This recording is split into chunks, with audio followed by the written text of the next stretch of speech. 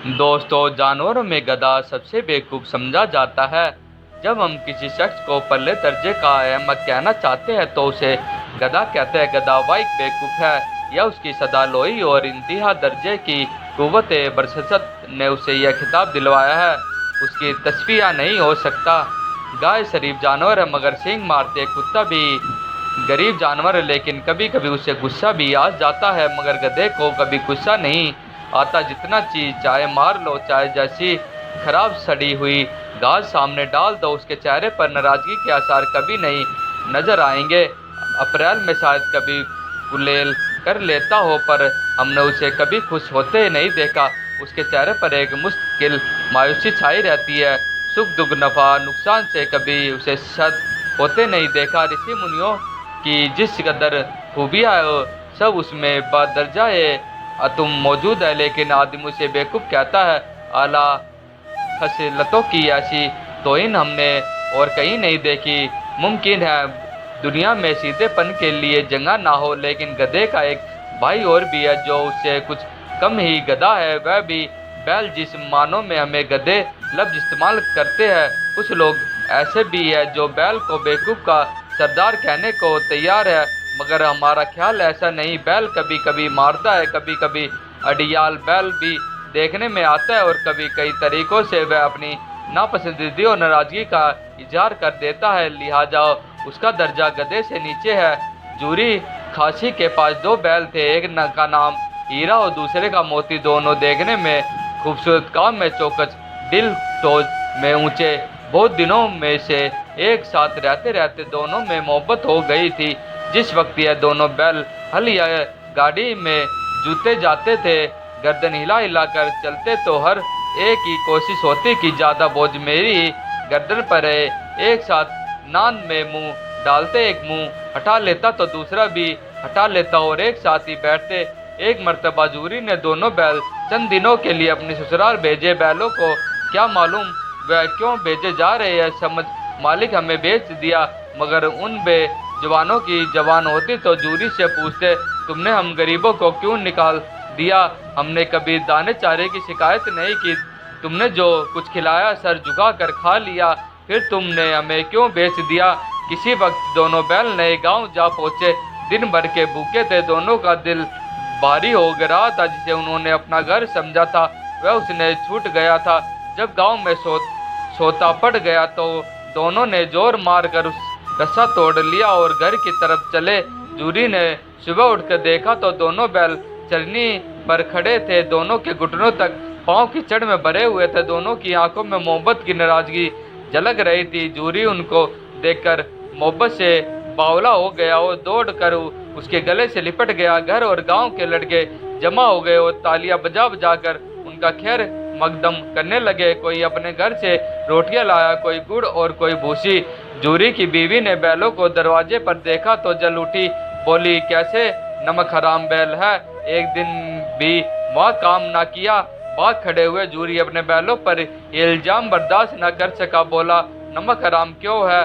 चारा ना दिया होगा तो क्या करते? औरत ने तुनक कर रहा कहा, बस तुम ही बैलों का खिलाना चाहते हो, और तो सभी पानी पिला पिला कर रखते हैं। दूसरे दिन जूरी का साला, जिसका नाम गाया था, जूरी के घर आया और बैलों को दोबारा ले गया। अब के उसने गाड़ी में जोता। शाम को घर पहुंचकर गया ने दोनों को मोटी रस्सियों से बांधा और फिर वही खुश भूसा डाल दिया। हीरा और मोती इस बर्ताव के आदि ना थे। जूरी उन्हें फूल की जड़ी से भी ना मारता था, यहाँ मार पड़ी उस पर खुश्क भूसा।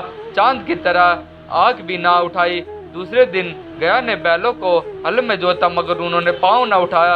एक मर्तबा जब वह जालिम ने हीरा की नाक पर डंडा जमाया तो मोती गुस्से के मारे आपे से बाहर हो गया।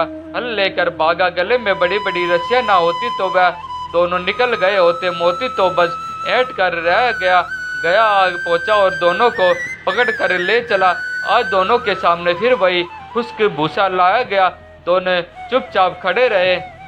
उस वक्त एक छोटी सी लड़की दो रोटियां लिए निकली और दोनों के मुंह में एक एक रोटी देकर चली गई। यह लड़की गया की थी, उसकी माँ मर चुकी थी। सौतेली माँ उसे मारती रहती थी।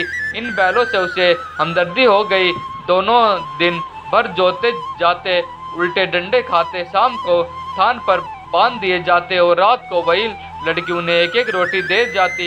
एक बार रात को जब लड़की रोटी देकर चली गई तो दोनों रस्सियां चबाने लगे, लेकिन मोटी रस्सी मुंह में ना आती थी। बेचारा जोर लगाकर रह जाते। इतने में घर का दरवाजा खुला और वही लड़की निकली। दोनों सर झुका कर उसका हाथ चाटने लगे। उसने उसकी परेशानी सहलाई और बोली, खोल देती हूँ, भाग जाओ, नहीं यह लोग तुम्हें मार डालेंगे। आज घर में मशवरा हो रहा है कि तुम्हारी नाक में नथ डाल दी जाए। उसने रस्सा खोल दिया और फिर खुद ही चिल्लाई, ओ दादा, ओ दादा। दोनों फूफा वाले बैल भाग जा रहे हैं। दोनों दौड़ा दौड़ा गया, घबरा कर बाहर निकला। उसने बैलों का पीछा किया और तेज हो गया ने जब उसका हाथ से निकलते देखा तो गांव के कुछ और आदमियों को साथ लेने के लिए लौटा। फिर क्या था, दोनों बैल को भागने का मौका मिल गया, सीधे दौड़ चले गए। रास्ते का ख्याल भी ना रहा। बहुत दूर निकल गए तब दोनों का एक खेत के किनारे खड़े होकर सोचने लगे कि अब क्या करना चाहिए। दोनों भूख से बेहाल हो रहे हैं। खेत में मटर खड़ी थी, चलने लगे। जब पेट भर गया तो दोनों उछलते कूदने लगे। देखते क्या था कि एक मोटा ताजा सांड घूमता चला आ रहा है। दोनों दोस्त जान हथेलियों पर लेकर आगे बढ़े। यूं ही हीरा झपटा। मोती ने पीछे से हल्ला बोल दिया। सांड उसकी तरफ मुड़ा तो हीरे ने धकेलना शुरू कर दिया। सांड गुस्से से पीछे मुड़ा तो हीरे ने दूसरे पल्लू में सींग रख दिया। बेचारा जख्मी होकर भागा। दोनों ने दूर तक तामुजा किया। जब सांड बेदब होकर गिर पड़ा तब जाकर दोनों ने उसका पीछा छोड़ा। दोनों फतव के नशे में घूमते चले जा रहे थे। फिर मटर के खेत में घुस गए। अभी दो चार ही मुंह मारे थे कि दो आदमी लाठी लेकर आ गए और दोनों बैलों को घेर लिया। दूसरे दिन दोनों दोस्त काजी हाउस में बंद थे। उसने जिंदगी में पहला मौका था कि खाने को तिनका भी ना मिला। वहाँ कई भैंस थी, कई बकरियां, कई घोड़े, कई गधे, मगर चारा किसी के सामने ना था। जब जमीन पर मुर्दे की तरह पड़े थे। रात को जब खाना ना मिला तो हीरा बोला, मुझे तो मालूम होता था कि जान निकल रही है। तो मोती ने कहा, इतनी जल्दी हिम्मत ना हारो भाई, यहाँ से भागने का कोई तरीका सोचो। बाड़े की दीवार कच्ची थी। हीरे ने अपनी नुकीली सींग दीवार में गाड़ कर सुराख किया और फिर दौड़ कर दीवार से टक्कर मारी। टक्करों की आवाज़ सुनकर काजी हाउस का चौकीदार लालटेन लेकर निकला। उसने जो यह रंग देखा तो दोनों को कई डंडे रसीद किए और मोटी रस्सी से बांध दिया। हीरा और मोती ने फिर भी हिम्मत न हारी। फिर उसी तरह दीवार में सींग लगाकर जोर लगाने लगे। आखिर दीवार का कुछ हिस्सा गिर गया। दीवार का गिरना था कि जानवर उठ खड़े हो। घोड़े, भेड़, बकरियां, भैंस सब भाग निकले। हीरा मोती रह गए। सुबह होते होते मुंशिया, चौकीदार और दूसरे मुलाज जमीन में खलबली बच गई। उसने बाद उन खूब मरम्मत हुई। अब और मोटी रस्सी ने बांध दिया गया। एक हफ्ते तक दोनों बैल वहीं बंद पड़े रहे। खुदा जाने काजी हाउस के आदमी कितने बेदर्द थे। किसी ने बेचारों को एक तिनका भी ना दिया। एक मर्तबा पानी दिखा देते तो यह उनकी खुराक थी। दोनों कमजोर हो गए, हड्डियां निकल आई। एक दिन बाड़े के सामने गुड़गड़ी बजने लगी और दोपहर होते होते 40-25 आदमी जमा हो गए। तब दोनों बैल निकल गए।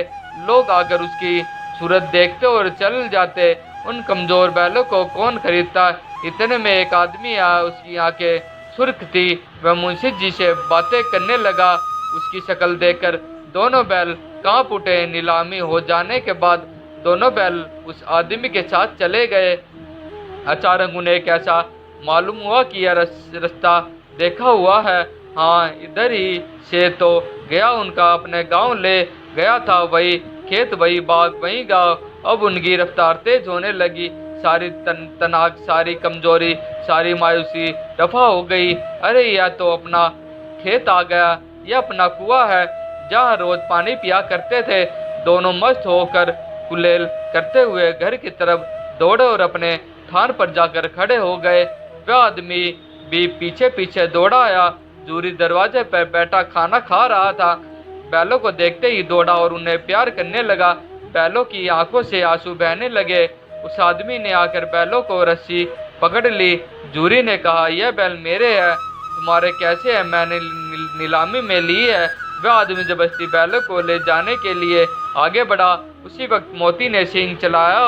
वह आदमी पीछे हटा। मोती ने आत्मबक किया और उसे खदेड़ता हुआ गांव के बाहर तक ले गया। गांव वाले यह तमाशा देखते थे और हंसते थे। जब वह आदमी हार कर चला गया तो मोती अगड़ता हुआ लौट आया। जरा सी देर में चांद भी खली, भूसा, चोकर, दाना सब भर दिया गया। दोनों बैल खाने लगे। जूरी खड़ा उनकी तरफ देखता रहा और खुश होता रहा। बीसियों लड़के तमाशा देख रहे थे। सारा गांव मुस्कुराता हुआ मालूम होता था। उसी वक्त मालकिन ने आखिरी दोनों बैलों के माथे चूम लिए। दोस्तों, इस वीडियो का उद्देश्य सिर्फ आपको बेहतर से बेहतर जानकारी देना है। इस वीडियो में हम किसी भी तरह का कोई दावा नहीं करते हैं। दोस्तों, अगर आपको यह वीडियो पसंद आई है तो वीडियो को लाइक और हमारे चैनल को सब्सक्राइब जरूर कर ले। धन्यवाद। आपका दिन मंगलमय हो।